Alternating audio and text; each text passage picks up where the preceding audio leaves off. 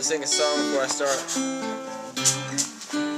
And the song involves some Om chanting, and if the audience chooses to come along, that's totally the way.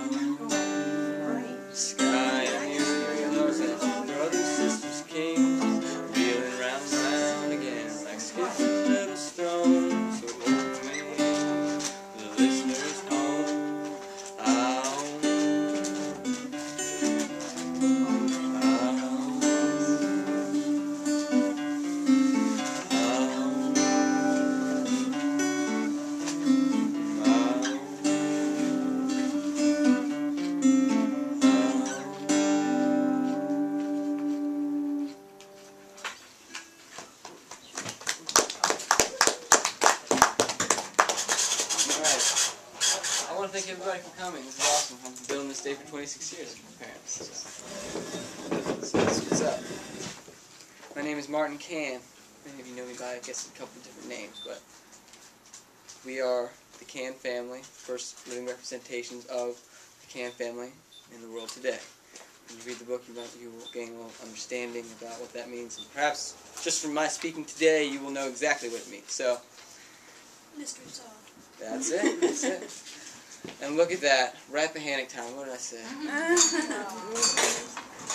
I wish I should just sing the song again for you, David. Were you talking? Oh no. I was talking about you because I was saying I should play the song again for you because I just started. But I can't do that. Sorry. Welcome. Hi. Welcome. So glad to see Tori. Thank you for coming.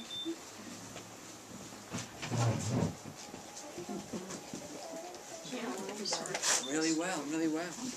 Yeah, things are awesome. Thank you so much for coming. This is cool. I'm excited too. Oh, come on. Good to see you. Thank you for coming so much. Well, as I was saying, I am just beginning. So, I have a little bit written here for you. And this will, you'll begin to get a grasp on what the book is, what I'm about to say. Once again, thank you all for coming. A New Time is a non-chronological projection of a world that is our own. It is our world, and this book is for our world. It is for the earth. It is to capture you and wrap you with passion for life. The last chapter is very important, but every preceding segment leading up to it prepares you for the delivery of the final part. The story is not chronological, but its composition is entirely to the point, and nothing is a waste. If anything matters anywhere, then everything matters everywhere. That's page 130. Thank you all.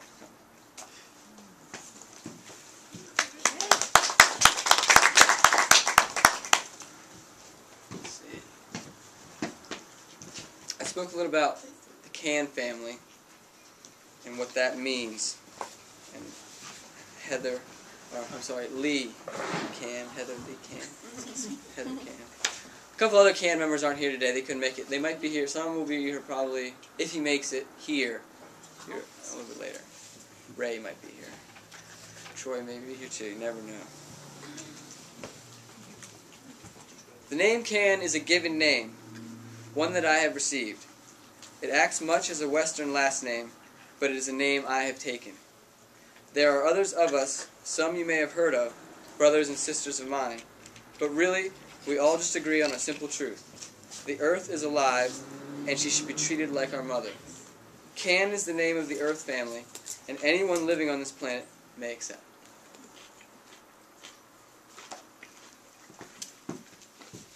Let's see.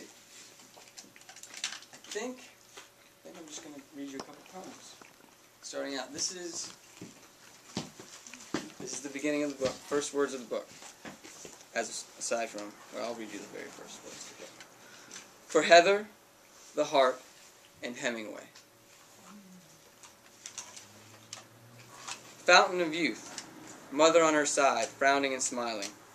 Lovely and old, with light filling every crease. There are no creases.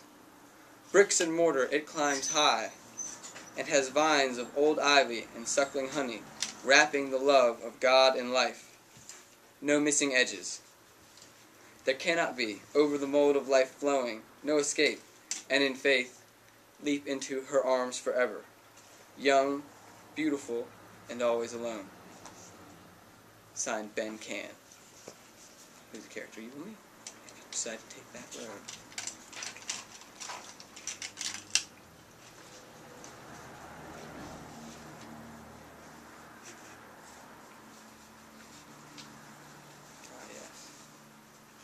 Number 9. I spoke with the vines, and what did they say? They told me unfathomable truth, as bricks marry mortar, falling short for their day, and the wind enough to distract. I spoke with a preacher, and what did he say?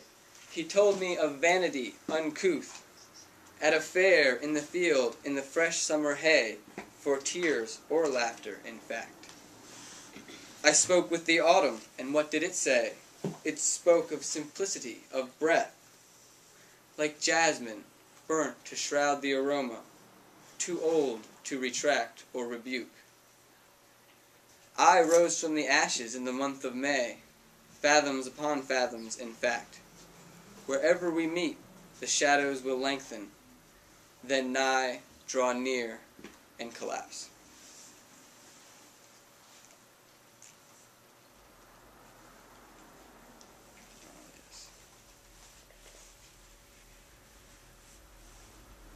Okay. Number 15. This is a vignette. The water flowed through the mountain rocks, down the chutes, through the gullies, splashed on his head, and as he stood in the falls, ran down to his feet, between his toes, down the rock and into the pool. He knelt in the fall and carefully slipped back into the pool. He was completely submerged. The water remembered. His brother was in a cage, where he was muted. He was alone in his head, and everyone made him feel worse. The water could not remember anything. If it could, it would have comforted him. Once having gone for so long without, he saw them cry, tears of blood. It took 7 days. By then their skin was red like Mars.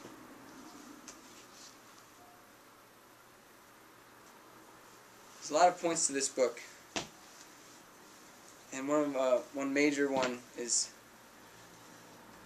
the middle, the very central segment. Is, I think it's number 7. Let me make sure that's right. Yes, number 7. Number 7, or A New Time. Title, story. Every piece in this, every numbered piece, stands alone on its own. It's built so that you can open it from any point and go from there, and it will be cohesive in its own sense. Every story is a short story that is a world comprised basically of the same characters, just from different aspects and different perspectives all over the globe, as the back of the book says. A New Time is the story. It has a lot in there. It has 3 parts, and I pretty much directly confront Monsanto, and I talk about inhumanities to man, man's own inhumanity to man. Give pictures of that.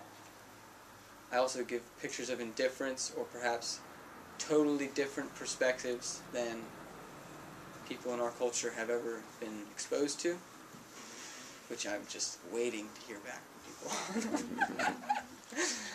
Still waiting to hear from India, too. They have been...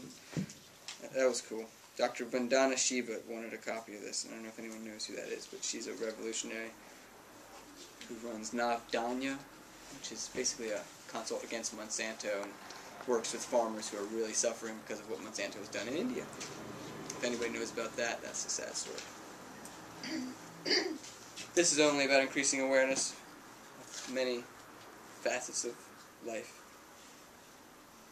And it's all okay. Why not India just stopped all exporting of cotton? Is that true? Money for their cotton, so They weren't getting enough money for it, huh? They weren't getting enough money for it? right, yeah. They're gonna. I think they're trying to drive up prices by cutting the supply, something like that. For everybody else that makes it. Having problems. I'm going to read you a short part of Part 3 from A New Time. Thank you, though. The embargoes in India are just the whole thing. Yeah. Apparently, we're getting mangoes, though. We're getting mangoes. Thank goodness. Yeah. We are getting mangoes? Yeah, we haven't been able to get Indian mangoes for a long time. They have great mangoes in India, apparently. But they're coming. Part 3. He fled to Paraguay by way of Brazil. It was a prudent decision, though one of folly. Paraguay was not a stable or safe place. Traversing Brazil had proven worthwhile.